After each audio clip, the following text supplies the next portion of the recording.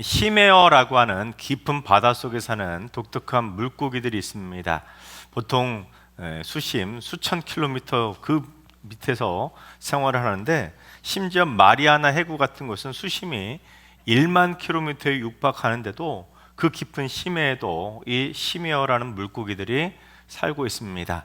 전혀 놀라지도 않으시는데, 사람이 물속에 들어가면 어느 정도까지 들어갈 수 있을 것 같아요? 일반인들은 40m를 넘기 힘들다고 합니다. 전문 다이버들도 보호장구를 착용하고 겨우 200m 정도밖에 못 들어가요. 사람이 맨몸으로 들어가면 200m 정도 들어가잖아요. 그러면 그 바닷물의 무게 때문에 온몸이 막 찌그러들고 결국에는 터지게 되는 거예요. 그처럼 참 위험한데, 그런데 심해어는 무려 수천 킬로미터의 바닷속에서도 터지지 않고 몸이 쪼그라들지도 않고 그 엄청난 물의 무게를 다 견디면서도 유유히 그 깊은 바닷속을 헤엄쳐 다니는 겁니다. 그런데 그처럼 힘에 사는 물고기들이 찌그러지지 않고 유유히 헤엄치는 이유를 연구해 봤더니, 그 심해어의 피부가 강철처럼 단단하기 때문이 아니었다고 합니다. 그 비결은 심해어들의 그 내면의 압력이었다고 합니다. 심해어의 물고기 내부에도 그 바닷물의 엄청난 수압이 막 억누르고 있어서 그 엄청난 압력을 몸으로 다 받아내고 있는데, 신기하게도 심해어들은 몸을 구성하고 있는 체액과 조직들이 그 심해의 수압과 비슷한 압력을 가지고 있었다고 합니다. 그래서 심해어의 그 몸 안의 압력과 바깥에서 누르는 그 물의 압력이 같으니까 찌그러지지도 않고 터지지도 않고 그렇게 자연스럽게 그 깊은 바다에서 유유히 헤엄을 칠 수 있더라는 겁니다. 그런데 여러분, 우리가 인생을 사는 것을 흔히 바다를 떠다니는 항해라고 표현을 하는데, 여러분, 세상이 우리에게 가하는 세상의 압력도 어마어마하지 않습니까? 어렸을 때부터 학업에 대한 압박, 승진에 대한 압박 등 참 힘든 압박들을 받고 살아가는데, 너는 실패했어, 너 돈도 없잖아, 너 끝났어, 넌 대학도 안 다니잖아, 너 지방대학 다니잖아, 또한 요즘 막 억소리 나는 성과급 때문에 부러움의 대상이 되고 있는, 너는 삼성전자나 SK 하이닉스 안 다니잖아, 뭐 이런 말을 하면서 우리의 없음을 그런 있는 자들과 비교하며 압박합니다. 참 추접스러운 비교 아닙니까? 그런데 그처럼 정치, 경제, 사회, 교육, 심지어 해외에서 들려오는 전쟁의 뉴스들은 우리를 걱정과 염려거리로 짓누르기에 충분한 참 강력하고도 치열하고도 비협한 그런 비열한 압력들이 참 많이 있습니다. 그런데도 우리 그리스도인들이 이 엄청난 세상의 압력과 압박들을 견뎌낼 수 있는 것은 내 안에 계시는 성령의 압력이 그 세상의 압력과 비슷한 수준이 아니라 더 강하시기 때문에, 세상의 압력이 점점 더 높아져도 아무리 거대한 압력이 우리를 압박하더라도 우리는 능히 다 버텨낼 수가 있는 겁니다. 무엇 때문에요? 내 안에 계시는 성령의 능력 때문에. 우리 옆 사람하고 인사할까요? 세상의 압박을 성령의 능력으로 이겨냅시다. 바라옵기는 세상이 아무리 우리를 거세게 압박하더라도 우리 모두 다 같이 내 안에 계시는 성령의 능력으로 너끈히 승리하게 되시기를 주님의 이름으로 축원합니다. 오늘 말씀은 바로 그 능력의 성령님을 보내주시겠다는 예수님의 약속의 말씀인데, 첫째, 예수님을 대신해 보혜사 성령 하나님을 보내주신다는 것입니다. 16절을 봉독해 볼까요? 내가 아버지께 구하겠으니 그가 또 다른 보혜사를 너희에게 주사 영원토록 너희와 함께 있게 하리니. 예수님은 제자들에게 내가 또 다른 보혜사를 너희에게 보내주시겠다 그렇게 약속을 하셨는데, 여기서 다른이라고 번역이 된 헬라어가 알로스라는 단어입니다. 알로스. 근데 이 알로스라는 단어를 잘못 번역하면 큰일이 나는데, 왜냐하면 헬라어에는요, 다르다라는 뜻을 가지고 있는 단어가 두 개가 있습니다. 전혀 다른 단어예요. 그래서 완전히 다른 종류의 그 다름을 말할 때는 헤테로스라는 단어를 사용하고, 똑같은 것이 여러 개 있는 와중에 다름을 말할 때는 이 알로스라는 단어를 사용합니다. 예를 한번 들어볼게요. 어떤 과일 박스 안에 배도 있고 사과도 담겨 있고 딸기도 담겨 있고 수박도 담겨 있고 다양한 과일이 가득 담겨 있다고 해봅시다. 그러면 그 과일들 가운데 배 말고 다른 사과, 딸기 말고 다른 수박, 이렇게 전혀 다른 것 중에서 하나를 다른 것을 표현할 때 쓰는 단어가 바로 헤테로스라는 단어입니다. 반면 이 배 상자 안에 배만 수십 개가 가득 있다고 해봅시다. 배만 들어있어요, 그 안에. 그런데 이 배 말고 이 배, 이 배 말고 이 배, 이런 식으로 같은 것을 다른 배를 말할 때, 다른 것을 말할 때를 이 다름이라는 단어가 알로스라는 단어가 사용됩니다. 근데 예수님이 또 다른 보혜사를 말할 때 알로스를 사용하신 거예요. 그래서 하나님 아버지께서 지금은 나를 보내주셨는데 내가 하나님께 구할 테니까 내가 승천한 다음에는 나하고 다른, 또 다른 나를 보내주시겠다는 겁니다. 그러니까 삼위일체 개념인데 성부 하나님, 성자 하나님, 성령 하나님, 즉 이 하나님과 예수님과 성령님은 같은 삼위일체의 하나님이신데 예수님과 또 다른 본체이신 보혜사 성령님을 보내주시도록 또 다른 본체이신 하나님 아버지께 내가 요청을 해보겠다는 겁니다. 즉 내가 나중에 승천해서 떠나버렸다고 해서 너희들을 이 땅에 내버려 두고 떠나는 것이 아니라 나하고 똑같지만 또 다른 나인 보혜사 성령 하나님을 보내달라고 내가 하나님 아버지께 요청할 테니까 너희들 내가 다시 이 땅에 직접 재림해서 돌아올 때까지는 보혜사 성령 하나님과 영원토록 함께하게 될 거라고 약속해 주신 것입니다. 그래서 여러분 이게 얼마나 우리에게 귀중한 말씀이냐면 여러분은 지금 2000년 전 예수님과 동일한 본체이신 바로 그분이신 보혜사 성령님 하나님과 여러분 지금 함께 거하고 계신 겁니다. 쉽게 말하면 2000년 전 제자들과 함께 지내셨던 그 예수님, 제자들과 사람들을 가르치시고 고치시고 복음을 전파하시던 2000년 전 그 예수님, 십자가에서 죽으시고 부활하시고 승천하신 그 예수님, 우리 눈에 보이지 않지만 그 예수님과 지금 여러분은 함께하고 있는 것입니다. 예수님이 2000년 전에 잠깐 오셨다가 떠나신 분이 아니라 우리 눈에서 사라져버리신 분이 아니라 지금도 우리와 함께 계시고 앞으로 영원토록 보혜사 성령님으로 우리와 함께하고 계신 것입니다. 우리 옆 사람에게 인사할까요? 예수님은 지금 당신과 함께 계십니다. 둘째, 보혜사 성령님은 영원히 내 편에서 나를 돕는 자가 되어 주시는 것입니다. 예수님을 대신에 보내주실 이 성령 하나님을 예수님께서 보혜사다라고 보혜사라는 명칭으로 소개를 해주셨는데 헬라어로는 파라클레토스라는 단어입니다. 파라라는 것은 무엇 무엇 옆에, 무엇 무엇 곁에라는 뜻입니다. 그리고 클레토스는 보냄을 받은 자라는 뜻입니다.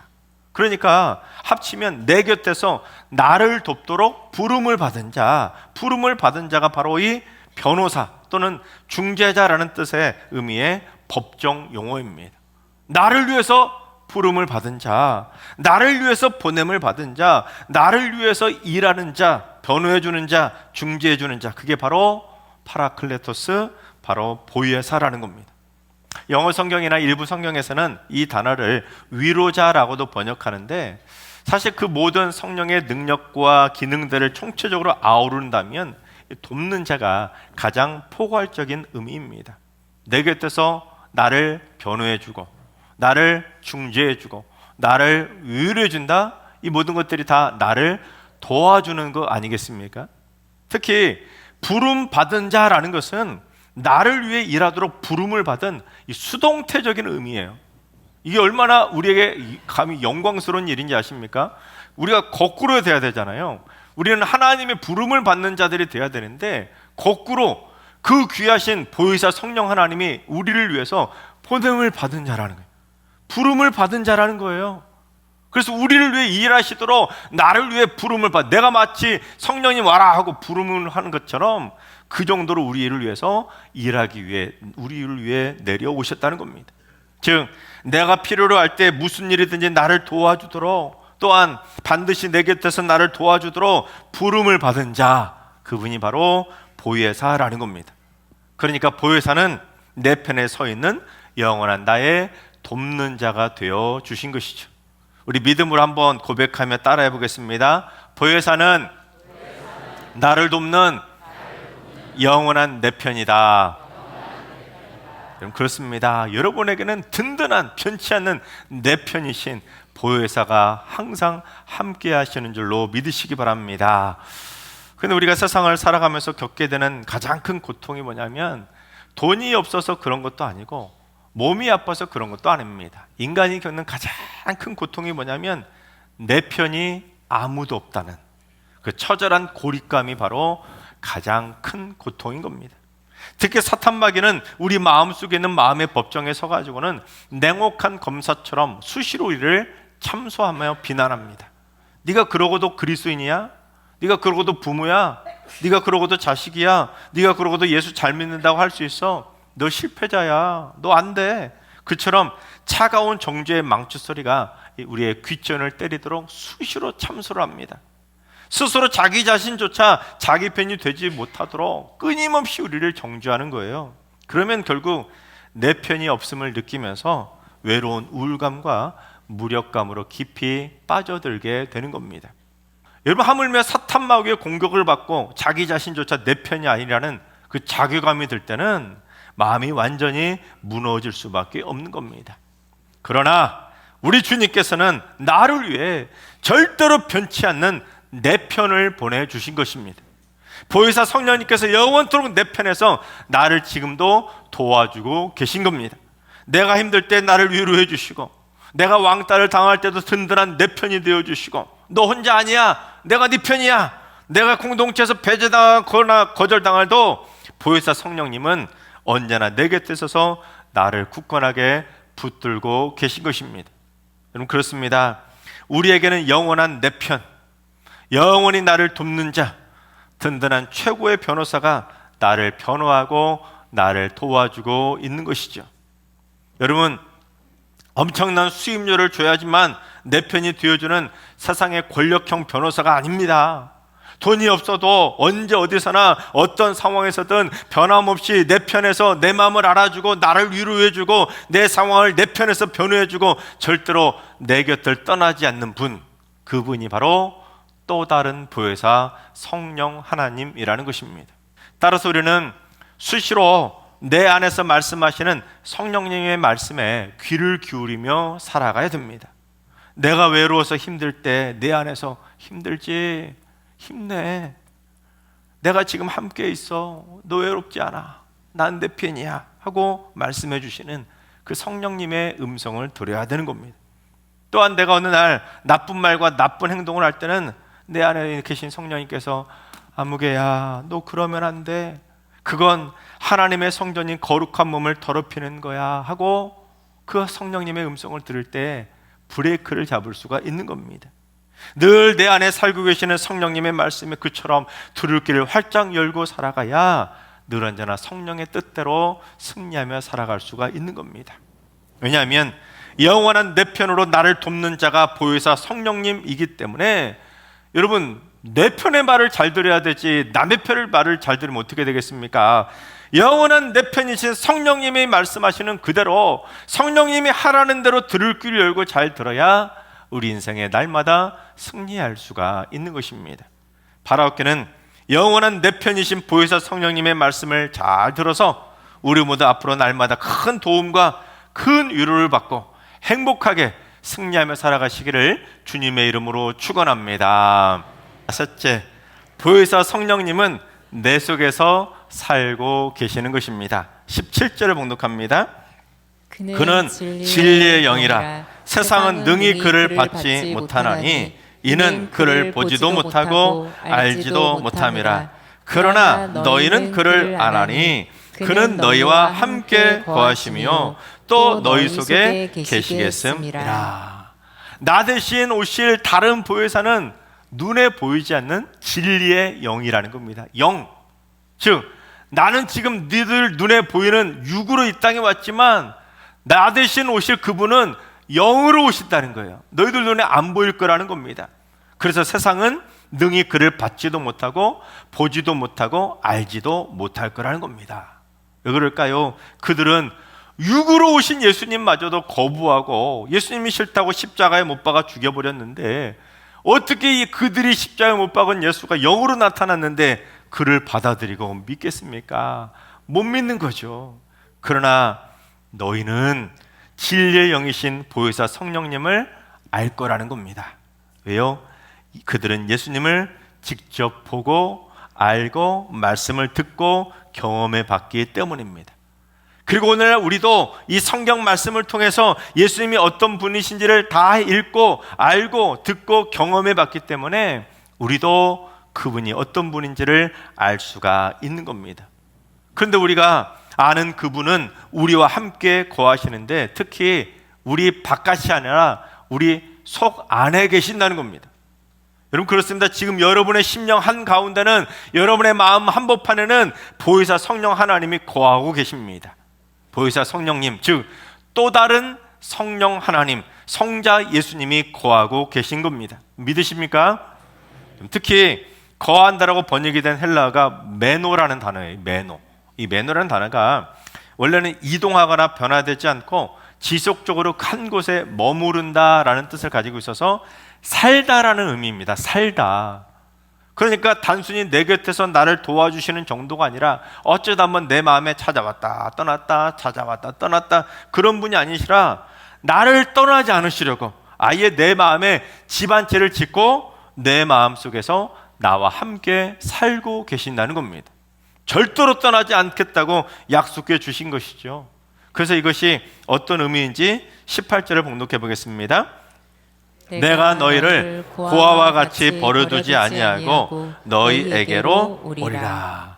만약에 성자 예수님하고 성령 하나님하고 완전히 전혀 다른 분이라고 하면 여러분 18절을 예수님이 뭐라고 말씀하셔야 돼요? 바로 앞절에서 보혜사 성령님을 말을 했기 때문에 이제 보혜사가 너희를 고아와 같이 버려두지 아니하고 너희에게로 보혜사가 오리라고 그렇게 말해야 되는 거 아니겠습니까?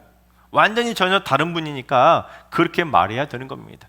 그런데 다른 보혜사지만 그분은 성삼위일체 동일 본질의 하나님이시기 때문에 보혜사가 아니라 내가 너희를 고아와 같이 버려두지 아니하고 너희에게로 다시 오실 거라고 말씀하고 있는 겁니다. 즉 예수님은 여러분을 고아와 같이 버려두지 않으시려고 지금 여러분의 마음 안에 거룩한 집을 짓고 보혜사 성령님과 함께 여러분의 심령 안에 살고 계신 것입니다. 특히 당시 고아라는 말은 단지 부모 없는 아이를 뜻하는 차원을 넘어서는 단어입니다. 당시 로마 문화 속에서는 스승을 잃은 제자도 마치 아버지를 잃은 자식처럼 여겨졌다고 합니다. 그러므로 예수님의 말씀은 너희가 앞으로 방향도 없이 보호도 없이 가르침도 없이 도우미도 없이 그렇게 버림받을 일이 아니라는 겁니다. 보혜사 성령님께서 내 안에 살면서 끊임없이 나를 깨우쳐 주시고 끊임없이 나를 복음으로 가르쳐 주시고 때로는 내가 못하는 기도까지도 말할 수 없는 탄식으로 내 안에서 친히 탄식의 눈물을 흘리며 나를 위해 내 편에서 기도까지 해주신다는 겁니다. 그러니 결코 우리는 혼자가 아니라는 것이죠. 19세기 덴마크 화가인 칼 블로우가 오늘 성경 이 구절의 말씀을 가지고 그린 위로자 그리스도라고 하는 제목의 작품이 있습니다. 바로 이 작품인데 칼 블로우는 이 천주교인이 아니라 개신교인이기 때문에 그가 그린 작품들을 보시면 예수님 머리 뒤에 후광이 없어요. 완전한 인간의 몸으로 이 땅에 오셨다는 걸 강조하기 위해서 개신교는 가급적 머리 뒤에 후광을 안 그리잖아요. 그래서 그의 작품 대부분이 다 후광 없이 그렸는데 이 작품은 이 말씀 구절을 근거로 삼기 때문에 예외로 진리의 영으로 오신 또 다른 보혜사 성령님을 표현하고 있는 겁니다. 주님이 진리의 영으로 다시 오셔서 우리와 함께 거하고 있음을 담아내고 있는 겁니다. 그래서 그림 한가운데 흠 하나 없이 눈부시게 하얀 옷을 입으신 예수 그리스도께서 양팔을 쫙 친근하게 벌리시고는 세상의 모진 풍파에 깨지고 다치고 병든 영혼, 상처난 영혼들 향해서 인자한 모습으로 너희들 내가 다 품어주게 하고 양팔을 벌려주고 있는 것입니다. 내가 너희를 다 품어주겠노라. 영원히 너희 편에서 너희를 도와주는 자가 될 것이다 하고 약속하고 있는 겁니다. 근데 예수님 주변에 많은 사람들 있잖아요. 제가 한 사람 하나씩 한번 몇 사람만 좀 살펴볼 텐데, 여러분 예수님 오른쪽에 있는 이 남자를 한번 보십시오. 이 남자 보시면 양손에 쇠사슬이 묶여 있는 죄수입니다. 죄수. 그런데 이 죄수가 그 쇠사슬 묶인 채로 예수님을 우러러보면서 지금 두 손 모아 간절하게 애타는 마음으로 기도하고 있는 거예요. 이렇게 말하지 않았겠습니까? 예수님, 저 같은 자도 제 편이 되어주시나요? 저도 위로해 주시나요? 겁먹은 표정으로 마치 십자가상의 강도처럼 저도 주님과 함께 낙원에 들어갈 수 있을까요? 물어보고 있지 않습니까? 여러분, 그때 주님이 그 강도에게 뭐라고 말했겠습니까? 그럼 나를 믿으면 나는 네 편이야. 얼마나 따뜻하게 말씀해 주셨겠습니까? 또한 왼쪽 아래에는 한 노인이 기대어 있는데, 거의 힘없이 죽어가는 노인이 예수님의 발치에 기대어 마지막 숨을 거두고 있는 모습을 담아내고 있습니다. 보혜사 성령 하나님의 위로하심을 받으면서 평안하게 주님의 품 안에 영원토록 안기게 된 것입니다. 여러분, 실제로 한평생 성령 하나님과 늘 동행하다가 마지막 이 세상 떠나는 날 저렇게 주님 품에 안겨가지고 스르르 하고 잠자듯이 하나님의 품에 안긴다면 얼마나 평안한 죽음이 되겠습니까? 그런데 이 많은 사람들 중에 저는 특별히 이 사람이 눈에 확 들어왔어요. 이 빨간 옷 입은 사람. 얼굴을 자세히 보시면 흉터 자국, 화상 자국처럼 얼굴이 벌겋게 이렇게 타들어가 있지 않습니까? 이 사람이 병자라는 것을 확인할 수 있는데, 이 병든 몸을 이끌고 주님을 만나러 와서 주님의 옷자락에 지금 푹 안겨 있어는 주님의 얼굴, 주님의 자기 얼굴 부비하면서 너무너무 행복한 표정을 지금 짓고 있지 않습니까? 그 입가에 미소가 보이지 않습니까? 주님이 내 편이신데, 주님이 나의 위로자이신데, 주님이 나를 고쳐주실 텐데, 지금 너무너무 행복한 표정을 짓고 주님 품 안에 안겨 있는 겁니다. 성령 하나님이 내 안에 계심을 믿고 살아가는 사람들은 이처럼 어떠한 상황에서도 주님 품 안에 안겨서 행복하게 살아갈 수가 있는 겁니다. 그런데 여러분, 예수님 뒤에 숨어서 원래 근심의 표정을 짓고 있는 이 사람 보이십니까? 내 편에서 나를 돕는 위로자이신 보혜사 성령님을 보내주셔도 이 사람처럼 세상은 그를 능히 알지 못한다는 겁니다. 주님과 함께 있으면서도 혼자서만 주님을 보지도 못하고 알지도 못하고 듣지도 못하고 지금 그 많은 사람들 중에 혼자서만 유일하게 지금 근심하고 있는 겁니다. 이게 뭐지?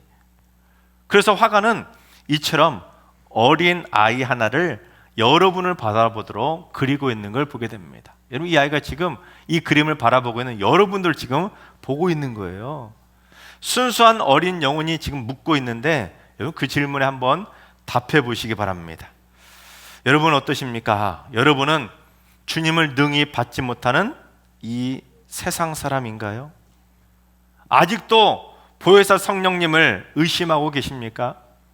아직도 주님을 영접하지 못하고 계십니까? 아니면 우리 속에 함께 거하고 계시는 주님을 알고 주님을 믿고 이처럼 편안하게 주님 품 안에 안겨 살고 계십니까? 하나님께서 사랑하시는 여러분, 주님은 우리를 버리지 않으시고 지금도 보혜사 성령님으로 우리와 함께 거하고 계시고, 무엇보다 우리 속에서 우리와 함께 살고 계십니다. 믿으십니까? 또 다른 보혜사 성령 하나님께서는 영원토록 내 편에서 나를 든든히 돕는 자가 되어주십니다. 나를 도와주시고 나를 변호해 주시고 나를 위로해 주시고 나를 고쳐도 주시고 나에게 새 힘을 주고 계십니다. 믿으십니까?